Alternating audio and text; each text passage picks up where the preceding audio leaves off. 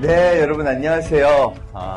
대산문화재단과 함께하는 교보 인문학 석강 그 두 번째 강의를 시작하도록 하겠습니다. 두 번째 꼭지는요, 새로운 이 시대에 어떻게 하면 우리가 성공할 수 있을까? 나는 어떤 실력을 키워야 될까? 하는 것에 관한 이야기입니다. 기억하실 단어는요, 팬덤이에요. 팬덤. 와, 요새 뭐 팬덤, BTS 막 이러잖아요. 사실 시장 생태계가 정말 많이 바뀌었어요. 데이터를 보면 너무 놀라운데 그걸 저는 뭐라고 정의하느냐, 팬덤 경제가 시작됐다고 얘기합니다. 그거의 상징은 BTS예요. BTS 난리죠. 저기 저 표지가요, 타임즈가 선정한 엔터테이너 오브 더 이어. 아니, 배우고 뭐 가수고 다 통합해서 2020년 최고는 BTS였어. 근데 BTS가 가만 생각해보면요, 2013년에 데뷔했을 때 빅히트가 돈도 없는 회사였죠. 그래서 방송도 못 나간 거 아세요? 그러니까 자본도 없고 방송도 나가지도 못했는데 세계 최고의 가수가 됐어요. 빅히트의 BTS를 누가 만들었냐? 암입니다. 생각만 이렇게 하시면 돼요. 아, 맞아. 자본이 아니라 방송이 아니라 그까지 하나 없어도 거대한 팬덤만 있으면 성공하는구나. 그래서 세상을 살아가는 모든 룰이 바뀌었다는 걸 보여준 게 바로 BTS라는 겁니다. 그래서 저는요, BTS를 항상 혁명의 상징이라고 얘기해요. 앞으로 여기서 배우자는 거예요. 성공하려면 BTS처럼 해라. 그럼 그게 뭘까? 네. 근간은요, 권력의 이동이에요. 혁명의 핵심이죠. 권력의 이동. 자본이, 우리 보통 레가시라 그러죠. 사회의 시스템 권력이 갖고 있던 그 모든 힘이요, 상당 부분, 다는 아니더라도 상당 부분 소비자한테 갔다는 겁니다. 그래서 팬덤 경제, 소비자가 절대 권력인 경제 시대가 개막됐다, 이렇게 보시면 돼요. 우리나라 미디어 커뮤니케이션 플랫폼은 어디라고 했죠? 표준 플랫폼은 유튜브. 그럼 유튜브가 어떻게 됐나 보시면, 비교해 보시면 돼요. 여러분, KBS 9시 뉴스 앵커 그러면 되게 유명하죠? 혹시 아세요? 제가 여태까지 딱 한 분 봤어요. 아신다는 분. 옛날에 어떤 분은 손석희 아니야? 막 이런 얘기도 합니다. 야, 그만큼 이제는 잘 몰라. 그런데 자기가 좋아하는 유튜버는 다 한 명씩 있죠. 이 둘을 비교해 볼게요. 수백만, 수천만 명의 팔로워를 가진 유튜버는요, KBS 9시 뉴스 앵커보다 훨씬 이제 권력자가 됐어요. 명백하게. 그런데 그런 권력자들이 늘 그렇게 뭘 좀 눌러달라고 매 방송 때마다 빌어요. 그죠? 아유, 제발 좀 눌러주세요. 구독과 좋아요. 여러분, 그 얘기는 뭔지 아세요?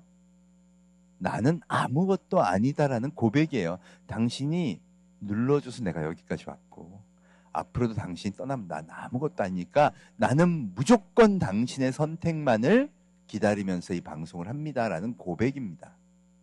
여러분, KBS 9시 뉴스가 그 앵커가 내일 꼭 오세요, 구독과 좋아요 꼭 부탁드려, 이러지 않죠. 왜 그러냐? 그게 이미 사회적으로 공인된 시스템에 내가 정말 열심히 해서 이 자리에 온 거야 라고 생각하기 때문이에요. 이게 속성의 차이입니다. 그럼 전 경제가 방송시장에서 유튜브로 옮겨갔다는 건 소비자가 권력이 됐다는 뜻이죠. 그죠?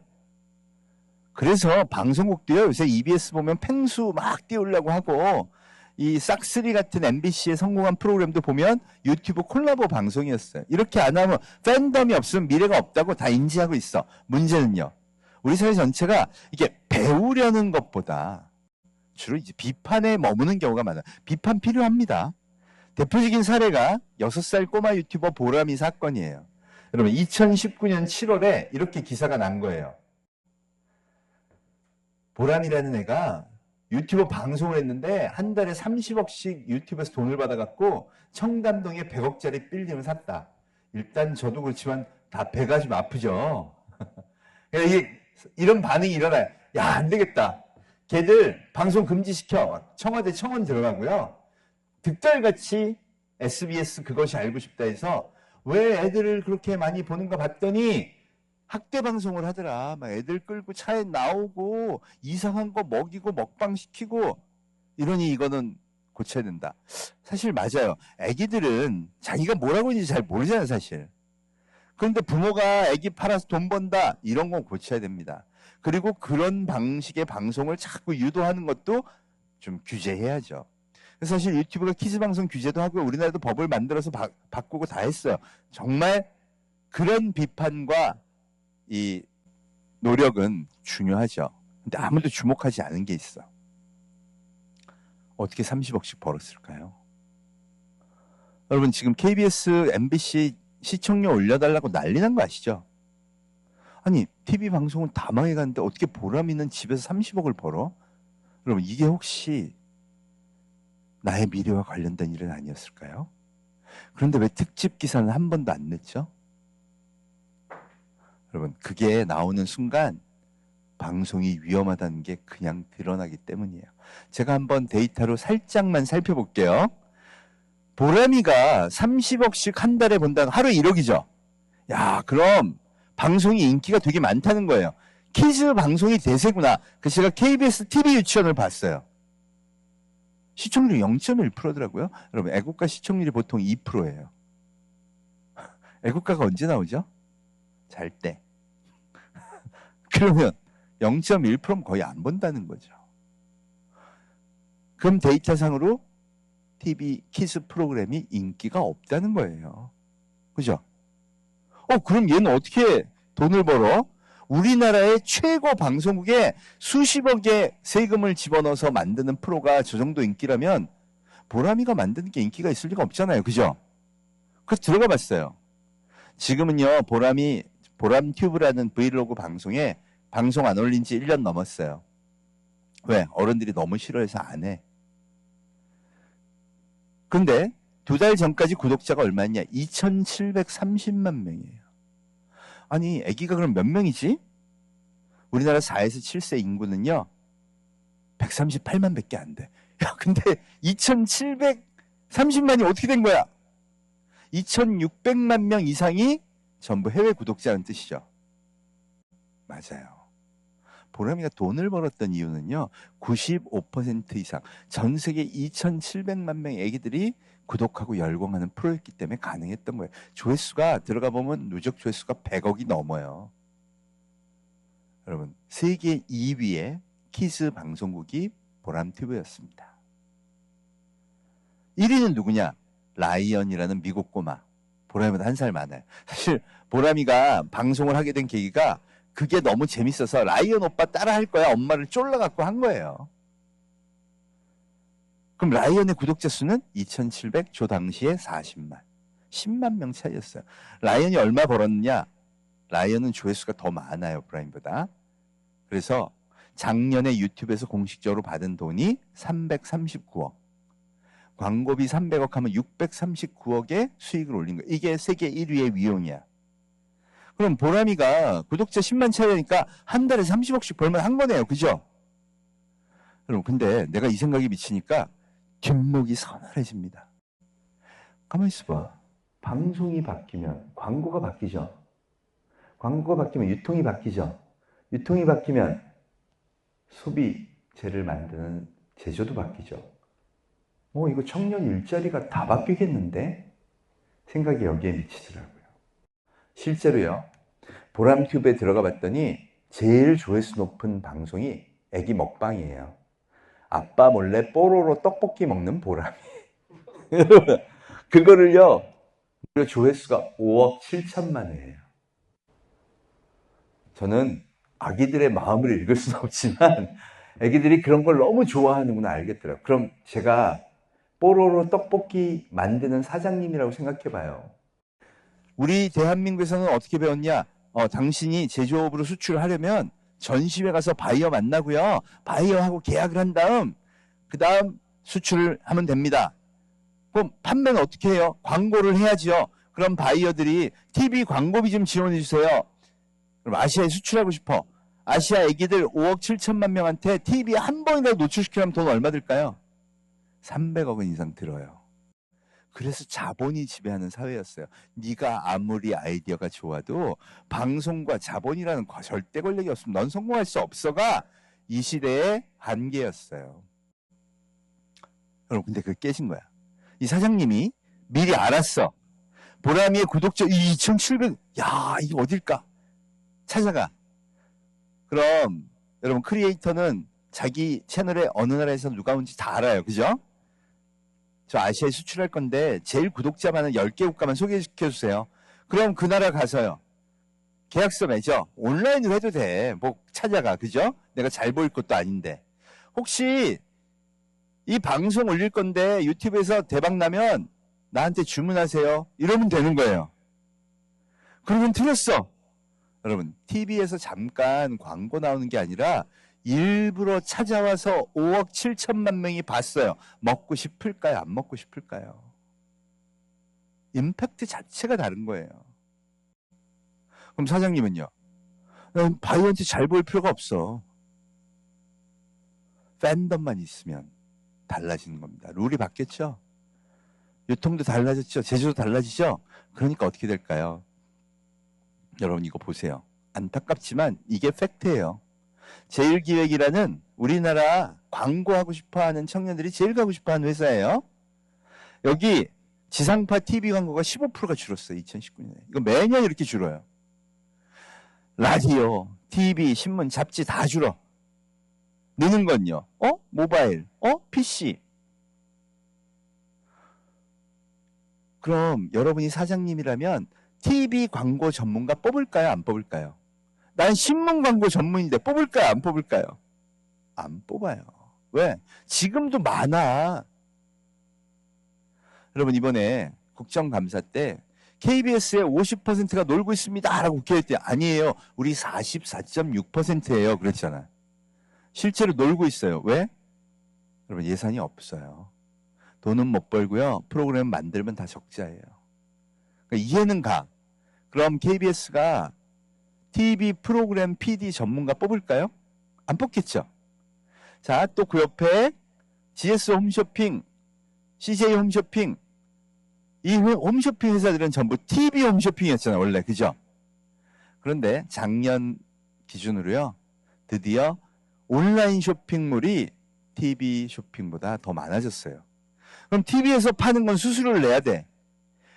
온라인 파는 건 안 내도 돼. 여러분이 사장님이면 어딜 강화할까? 그럼 TV 프로그램에서 홈쇼핑 기획 전문가는 안 뽑겠네요. 그죠? 왜? 지금도 많으니까. 그럼 어떤 사람 뽑을까? 메타버스 마케팅, 유튜브 기획, 라이브 방송 커머스. 여러분이 사장님이면 지금 상황이 이렇게 돼서 모바일과 PC의 광고 프로그램을 만들어야 되는데 유튜브 방송 기획했던 사람 뽑을까요? TV 유치원 PD 뽑을까요? 자, 여기 교육자로서의 저희 괴리가 있습니다. 여러분, 우리는 아이들한테 어떻게 가르치죠?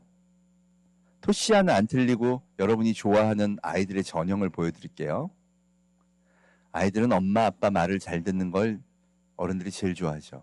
엄마 아빠가 너 수능 잘 봐서 좋은 대학 가야 돼. 그러니까 스마트폰 하지 말자. 네 엄마 스마트폰 안 써. 언제까지? 수능 보는 20살 그날까지. 그리고 좋은 대학에 가요. 난 광고가 너무 재밌어. 거기 갈 거예요. 그래서 신문 방송학과에 입학해요. 어른들 말씀 잘 듣고 애들이 하는 쓸데없는 메타버스다, 포트나이트다, 게임이다 이런 거 하나도 안 해. SNS도 안 해. 저질 그러고. 그리고 뭐만 해요? 수업 열심히 듣고 선생님이 어떤 분이야? TV 방송 PD 양성 전문가 될 거 아니에요. 신문 기자 만드는 거 전문가 될 거 아니에요. 그죠? 그 과정을 열심히 가르쳐서 거기서 그것만 배워요. 그리고 이제 나는 진짜 제대로 된 TV PD 할 수 있어요. 그랬더니 웬걸? 어떻게 됐어요? 안 뽑아. 나는 은행 지점을 목표로, 지점장이 되는 걸 목표로 열심히 교육받았고 그걸 하기 위해서 지금 왔어요. 안 뽑아. 왜? 지점을 전부 폐쇄 중이니까. 여러분, 어른들이 깜빡하는 사이 청년 일자리가 죄다 날아가고 있는 거예요. 그걸 위해서 필요로 하는 교육 혁신은 하나도 일어나지 않고 청년들은 얼떨결에 나와보니까 그런 일자리는 이제 없대. 왜? 어른들이 안 나가고 있잖아. 두려워서. 이게 혁명의 진실입니다. 바꿔야 해요. 새로운 마케팅 전략에 새로운 거 가르치는 데가 없어요, 지금. 근데 너무나 혁신적으로 빠르게 일어나고 일자리는 저기 다 있어. 라이브 커머스 가르치는 사람 있나요? 제페토 마케팅 가르치는 사람 있나요? 빅데이터, 인공지능 이거 겨우 시작했어요. 속도가 이 정도 갖고는 어림도 없어요. 정말 빨리 돌아서야 됩니다. 이게 앞으로 더 확산될 거다. 여러분, 제가 중국 시장을 보면서 그 얘기를 해왔어요. 중국은 개인이 물건을 파는 방송, 그걸 10년 전부터 전격적으로 밀어줬습니다. 그 직업의 이름이 왕홍이에요. 왕홍이 10년 되고 나니까 매출이 168조가 됐어요. 여러분, 홈쇼핑이 아니라 개인이 방송에서 텐센트 플랫폼 이거 좋네, 알리바바 플랫폼 이거 좋네, 여기서 방송에서 물건 팔아야지. 168조. 이마트 전체 1년 매출이 20조인데. 소셜 커머스, 이거는 그냥 지금에 있는 커머스가 아니죠. 516조. 대한민국 예산이 됐어요. 그러면서 엄청난 이 새로운 시장이 형성이 돼버린 겁니다. 팬덤만 만들면 된다. 여러분, 그 고객의 팬덤을 만들어 성공한 기업가들 한번 볼까요? 스타일란다의 김소희 대표. 여러분, 22살에 동대문에 옷가게를 차려요. 나는 소셜로만 할 거야. SNS로만 할 거야. 거기 자신이 있었다는 거죠. 그리고 정확하게 13년 만에 매출액 1,600억을 만들고 6천억에 로레알에 팔아요. 여러분, 맨손으로 자기 혼자 해서 13년 동안 열심히 일했더니 6천억 기업을 일구더라.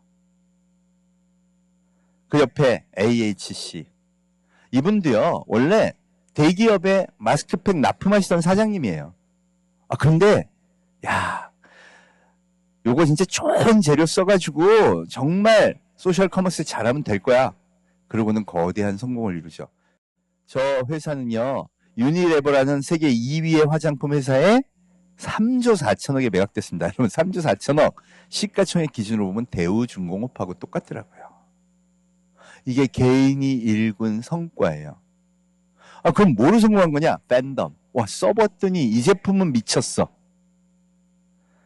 그 옆에 GP 클럽이라고, 이분은 JM 솔루션이라는 걸 만든 건데, 용산 전자상가에서 비디오 게임 유통하시던 분이에요. 이분 특이해. 김정웅 대표가 어떤 분이냐면, 나는 학업에 관심이 없네.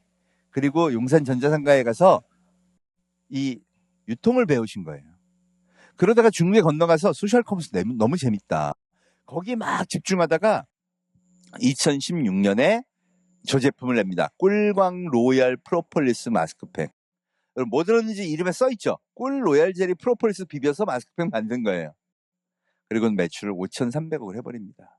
기업 가치가 그냥 순식간에 1조 5천억. 그래서 이분이 2019년 포브스라는 잡지가 선정한 대한민국 부자 30위가 돼요. 재벌도 아닌데 고졸에 내 장사에서 내 손으로 기업 일군 사람이.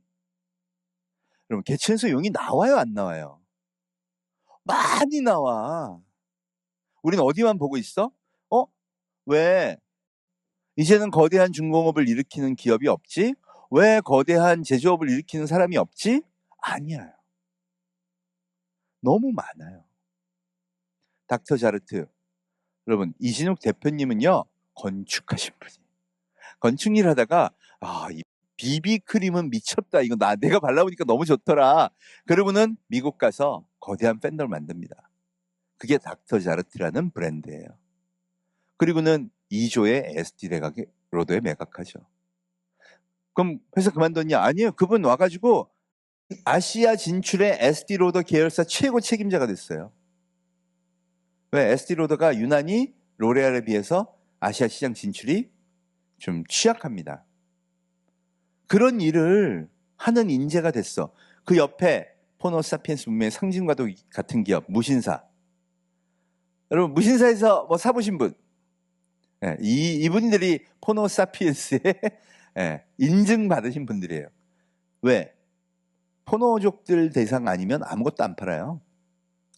조만호 대표가요, 고3 때 하라는 공부는 안 하고 프리첼의 동호회 사이트를 만듭니다. 그게 무신사예요. 무진장 신발 사진이 많은 곳. 여러분, 신발 덕후의 놀이터가 무신사였어요. 그러다가 대학 다니다가 사람이 되게 많아지네? 이거 재밌는데? 좀 더 있다가, 야, 창업하고 거래소 한번 만들어보자. 그러더니 창업한 지 16년 만에 거래 금액 9천억이 된 겁니다. 그리고 2019년 2조 2천억 평가를 받은 거예요. 코로나 오니까 어떻게 됐을까요? 대기업들 다 어려웠죠. 패션 기업. 저기 매출 2배, 거래 금액 1조 5천억을 돌파했더라고요, 작년에. 이게 힘이에요. 어떤 힘? 팬덤을 만드는 힘. 자, 특징이 뭐냐? 단 한 명도 IT 전공자가 없어. 맞죠? 이 기업들, 제조업이고 소비재 만드는 거 맞죠? 유통의 플랫폼이라 그러면 그나마 저기 무신사예요. 배달의 민족 김봉진 대표도요, 공고 나오시고 전문대학교 디자인과 나오셨죠. 이분들의 특징이 뭘까요? 오로지 생각은 디지털에만, 오로지 소비는 포노사피엔스에만. 사실 말해서요, 지금 열심히 해가지고 나도 건물 짓고 이마트, 롯데마트 만들까 될까요? 맞아요. 그건 어려워. 그런데 거대한 새로운 공간, 디지털이라는 새로운 세계에 이걸 만드는 건요, 가능하죠. 우리 청년들한테 이걸 가르쳐야 해요. 너희들의 미래는 혈연, 지연, 학연, 학벌로 다 끝나는 게 아니다. 새로운 세계에 너희의 가능성이 이렇게 강력하게 존재한다. 이걸 가르치고 알려줘야 합니다. 그런 기업이 한둘이 아닙니다. 지평생 막걸리. 요새 막걸리 좋아하는 사람들 틈에서 굉장히 인기가 있어요. 이 회사 2010년에 망할 뻔했습니다. 왜? 직원이 3명인데 여러분 매출이 2억이에요. 그럼 문 닫는 게 맞죠? 안타까웠던 건 뭐냐면 이게 1925년에 설립한 우리나라에서 가장 오래된 양조장 중에 하나였어요. 그러니까 아깝죠. 사장님이 이 친구의 아버지였어요. 김기환 대표가 아빠, 내가 어차피 문 닫을 거면요, 젊은 사람들이 좋아하는 막걸리 한번 도전하고 닫을게요. 야, 그래. 어차피 난 텄으니까 네가 알아서 해라. 그런데 여러분 딱 그 생각 드시죠? 그럼 SNS 마케팅을 했나 보다. 여러분, 맛이 없는 막걸리로 SNS 마케팅을 강화하면 진짜 빨리 망합니다. 네, 그걸 폭망이라 그러죠. 그게 아니었어요. 성공의 비결이 뭐냐고 딱 인터뷰를 하니까 맛을 바꾼 겁니다. 여러분, 막걸리 좋아하시는 어르신들이 항상 뭐라 그러냐? 야, 막걸리는 시끄럽고 육도고 항상 시큼털털해야 돼. 단맛 들어간 막걸리 베린다. 그럼 막걸리 중독하신 분들이 전부 그렇게 얘기하는데 바꾸겠어요? 100년 동안 안 바꿨어요. 그런데 바꿔. 그럼 기준은 뭐야? 기준 딱 하나예요. 고객들한테, 20대, 30대 고객들한테 테이스트를 했어요. 펩시콜라 이거 하듯이. 그랬더니 전부 5도의 달달한 맛을 좋아하더라. 이게 데이터예요, 제가 얘기하는. 데이터를 기반으로 100년의 틀도 깬다. 그리고 나머지는 디테일입니다. SNS 마케팅도 하고요, 이벤트도 하고요, 사람들이 좋아하게 디자인도 바꾸고 온갖 젊은 사람들이 좋아할 거로 다 했더니 매출이 10년 사이에 100배가 늘었습니다. 200억 매출을 작년에 기록합니다. 핵심은 팬덤을 만드는 거는 디지털을 해야 되는 게 아니라 뭐를 바꾸는 거다? 경험을 바꾸는 거예요. 좋은 경험. 어느 정도냐? 야, 너도 꼭 이거 먹어봐. 너도 꼭 이거 해봐. 그게 이 시대에만 특별히 되는 거냐? 아니, 원래 인간이 그래요. 그런데 이 시대가 특별히 잘 퍼져요. 그리고 이 시대가 특별히 자기가 결정하고 싶어. 네. 당근마켓도요, 성공한 비결이 이겁니다. 경험을 리디자인한 거예요. 원래 중고 거래는 택배하고 복잡하지만 그렇게 하는 거야. 중고나라가 다 해. 아니, 그거 말고 동네에서 봉다리 달랑달랑 들고 가가지고 쉽게 거래하고 올 수 있게 해주면 좋겠어 라고 김재현 대표가 생각을 한 거예요. 그게 꿈이었어. 그래서 IT 전문이니까 이 사람은 UI, UX 진짜 편리하게 거래를 할 수 있고 안심하고 거래할 수 있게 만들었어요. 경험을 했더니 고객이 진짜 그렇네, 괜찮네. 여러분, 아이디어보다 더 중요한 게 그걸 만드는 거예요. 그 경험을 디자인하는 겁니다. 그런데 여기서 2차 경험이 발생합니다. 뭐가 발생하냐? 이게 제일 좋은 거예요. 여러분, 공돈이 생겨요. 내가 안 입던 옷가지를 갖고 나가서 10,000원을 받아왔어. 그럼 이게요, 심리에 엄청난 변화를 일으킵니다. 집에 들어오면 전부 내다 팔 물건으로 보이기 시작하는 거예요. 이게 중독성인 작용을 하죠. 그래서 엄청나게 폭발적인 팬덤을 만든 거예요. 자, 그럼 앞으로의 디자인은 어떻게 해야 된다? 디지털 디자인이 아니라 고객의 마음을 사는 디자인을 해야 돼요. 한번 경험하면 와, 미치겠다. 그래서 요즘 UI, UX 디자이너라 그러죠? UI, UX가 이겁니다. 앱 디지털로 했을 때 어떤 순서대로 누르고 그거 보면 마음 편하는 거, 그거 디자인하는 거. 또 심리학 하는 사람이 굉장히 많이 필요해졌어요. 왜? 고객의 심리를 알아야 되니까. 이렇게 되면 기술만 있으면 되는 게 아니라 어떻게 해야 된다? 융합해서 인간이 진짜 좋아하는 걸 만들어내야 된다는 거죠. 또 하나 멋진 팬덤을 보여준 게 이 미스터 트롯입니다. 여러분, 원래 빅데이터 분석을 하던 인공지능을 아무리 돌려도요, 트로트는 절대 팬덤 안 생겨. 이게 룰이었어요. 그런데 대폭발이 일어납니다. 바꾼 게 뭐냐? 룰을 바꿔요. 고객이 1등을 정하세요. 와, 그랬더니 야, 내가 그럼 기존에 원로 가수니 이런 사람들한테 잘 보이지 않았어도, 기획사가 없어도 나 노래 좀 하는데 하는 사람 다 나오는 거예요. 그러니까 정말 재미있는 컨텐츠가 형성되고 그 컨텐츠가 좋은 경험이 돼서 팬덤을 일으키죠. 여러분, 마지막 투표 날 문자 투표하는데 1,800만 명이 투표했습니다. 우리나라 인구가 얼만데 1,800만 명이 내 후보 찍을 거야 그러고 열광을 했어요. 그래서 서버가 터지는 바람에 1등을 그날 발표를 못했죠. 이게 진정한 팬덤이에요. 이러면서 거의 모든 영역으로 이 팬덤 경제가 확산되어 갑니다. 팬덤 경제를 만드는 가장 큰 이유가 뭐냐? 여러분, 소비자의 변화래요. 음악도 그렇고 방송도 그렇고 광고 유통, 제조까지 우리의 모든 미래 일자리에는 전부 팬덤 경제가 자리하는데요. 그걸 심리학자들이 분석을 했습니다. 왜 요즘 사람들은 자꾸 어디 하나를 꼭 잡아서 거기서 안주하려고 할까? 봤더니 이렇대요. 여러분, 모든 소비자는 요새 물건 사기 전에 검색하죠. 검색을 하고 나면 정보가 올라와요. 문제는 이게 너무 많은 거예요. TMI라고 그러죠. Too much information. 그럼 어떻게 되냐? 화장품을 이거 사야 돼? 여기 차를 이거 사야 돼? 너무나 심리의 갈등이 온대요. 이걸 뭐라 그러냐면 결정장애라고 합니다. 심지어 이게 심해지면 병이에요. 근데 결정장애를 치료하는 방법은요, 딱 하나를 정하는 거예요. TV 광고를 안 보는 어차피 세대고요. 그들은 왕홍 중에 누구가 소개하는 화장품은 괜찮더라. 가봤더니 500만 팔로워가 다 댓글이 좋아. 그럼 거기 안주하는 거야. 아유, 됐다 이제. 그럼 그때 심리적 안정감이 탁 드는 거예요. 애플의 아이폰을 사니까 사람들이 너 좀 쓴다? 아유, 그럼 거기 가서 사는 거야.